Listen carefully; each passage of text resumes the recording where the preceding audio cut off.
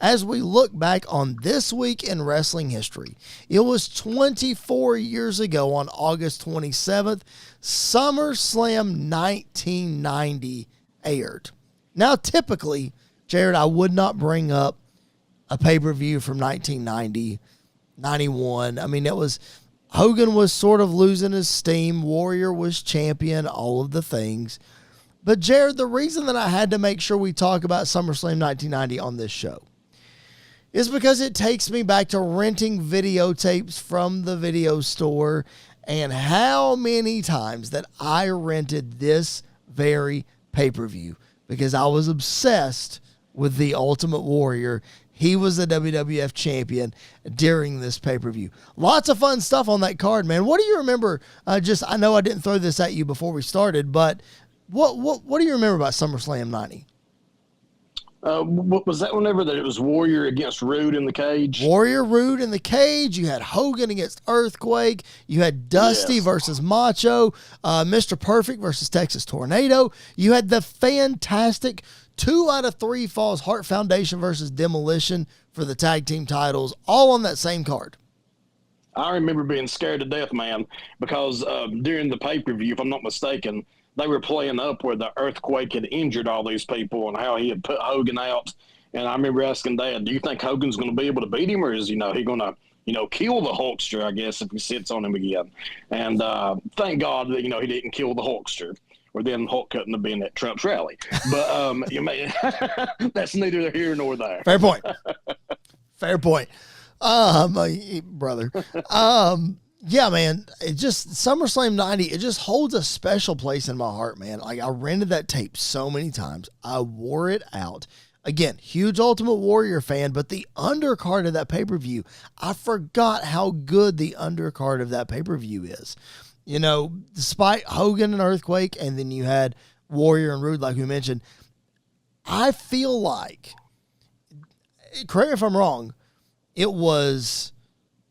was it WrestleMania?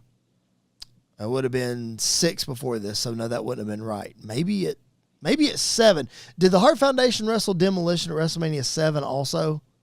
Do you remember? WrestleMania 7. That would have been Hogan Slaughter WrestleMania.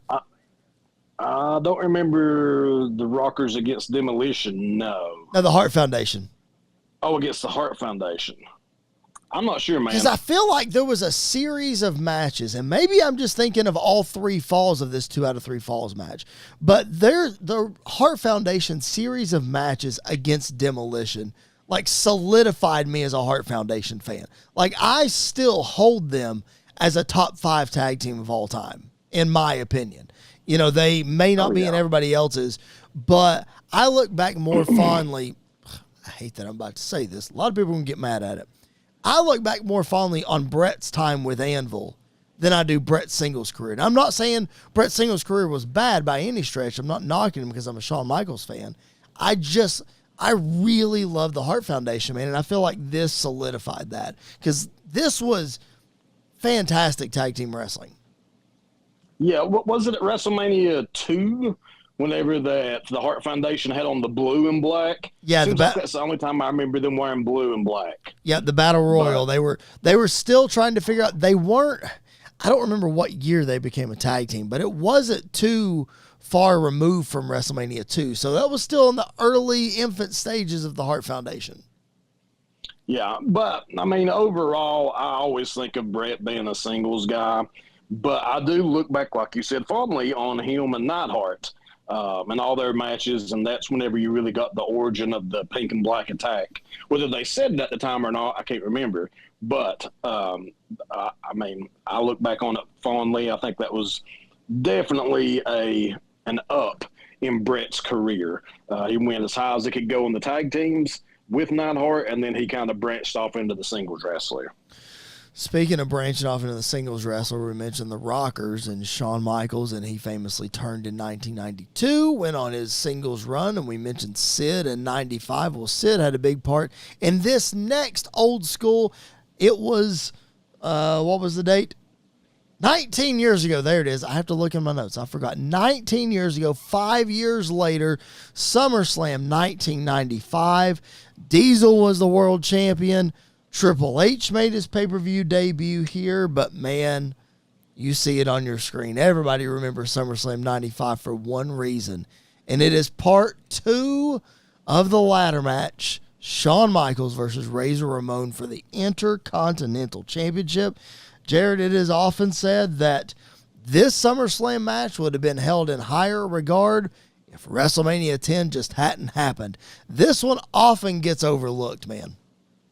Well, a lot of why I think it gets overlooked is because, if I'm not mistaken, they were not allowed to actually use the ladder as far as hitting each other with it in this match. If you're in a ladder match, you can't hit each other with the ladder. That kind of takes away a lot of what you can do. Yep, that's true. And I feel like, if I remember correctly, that was a day of call.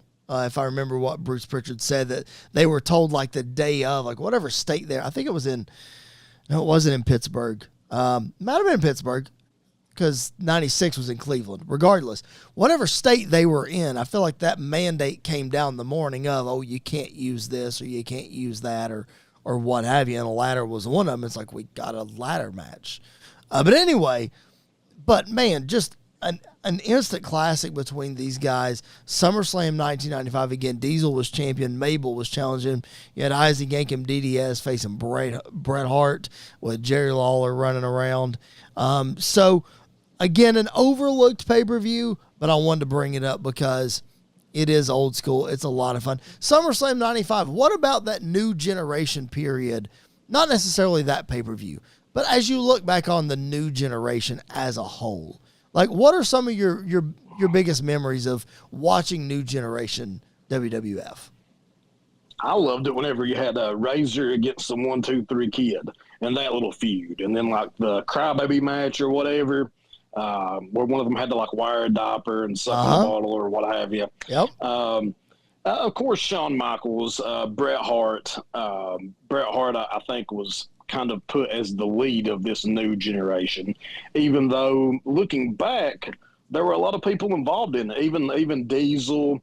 I mean, just, you seemed like you had a lot of working things at motion, but Bret just kind of sticks out, and then Razor's feud with Diesel, Razor's feud with Shawn. So Razor, definitely, I think that's when he kind of came into his own.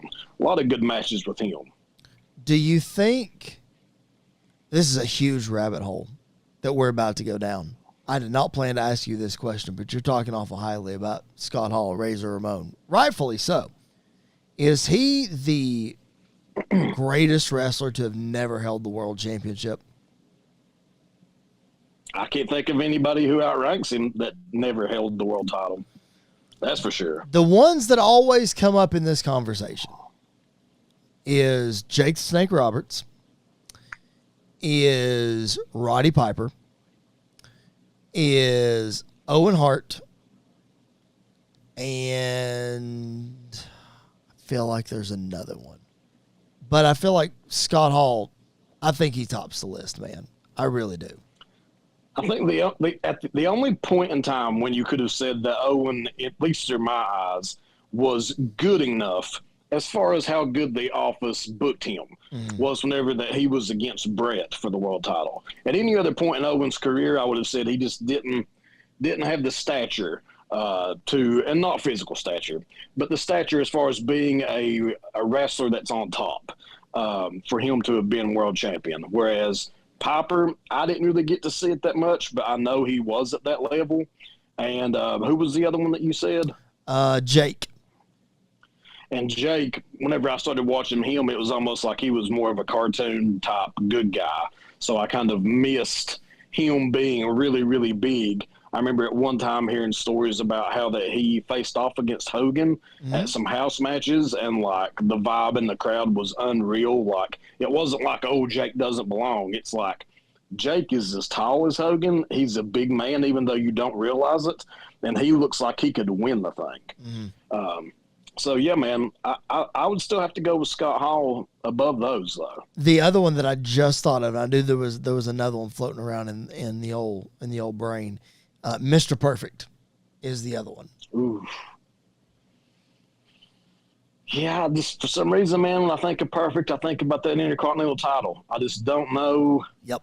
I think, again, you look back and you hear stories about him against Hogan at the house shows and how great it was. So I think there was a very small period of time there when Perfect kind of came out of the Intercontinental spotlight and could have moved into that world title spotlight, but it just didn't happen. I think Perfect, and I don't want to lump Scott Hall into this because he was certainly big enough. I think Perfect and Owen and maybe Piper were hot at the times when it wasn't cool to have a smaller heel champion. You know, if you were going to have a heel champion, he had to be a monster so that Hogan or Warrior could knock him off. Savage was a different story because Savage was a babyface when he won the title, and then he, moved over to being a heel. So I think that's one of the reasons they didn't become champion is they just missed the boat on the time period. You place them like 5 to 7 years later, oh yeah, they're going to be world champion because it fits. So I think maybe they just missed the boat.